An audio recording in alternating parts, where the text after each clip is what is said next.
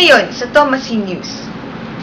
Kinoronahan sina Ian Daguman at Carissa Dumancas mula sa Faculty of Medicine and Surgery bilang mga bagong embahador sa ika-400 taon ng Universidad ng Santo Tomas noong nakaraang Biyernes sa Medicine Auditorium. Matapos ang kanilang hindi pagsali noong nakaraang taon, ikinagulat ng dalawa ang kanilang pagkapanalo dahil ngayon lamang muling lumahok ang kanilang fakultad sa nasabing kompetisyon.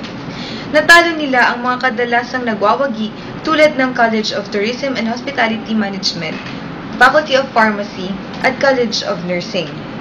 Bukod sa pagkamit ng corona, sila rin ang nakatanggap ng parangal para sa pinakamahusay na pagpapakita ng talento sa pagsayaw noong ika-8 ng Enero sa Plaza Mayor, kung saan ginanap ang pre-pageant ng The Search for the Ideal Thomasian Personalities o TSITP. Maliban sa kanilang dalawa, kasama rin sa mga nanalo ang Mr. Nursing at Miss Pharmacy para sa ika-2 pwesto at ang Mr. Pharmacy at Miss Commerce para sa ika-3 pwesto.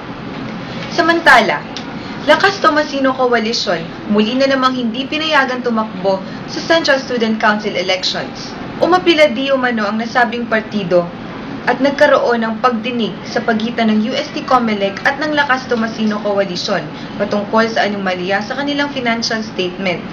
Sila ay napatawan ng 1 pang taon ng pagkasuspinde. Dahil dito, ipinagbawalan tumakbo ang kahit sinumang kandidato sa ilalim ng nasabing partido. Gayunpaman, itinanggi ng Vice Chairperson ng UST Central COMELEC na si Charmaine Hierro ang pagsiwalat sa nasabing dahilan. Sorry, because we cannot really disclose what is the reason why they couldn't be participating this year. Ito po si Ira Mar Muhammad para sa Thomas C. News.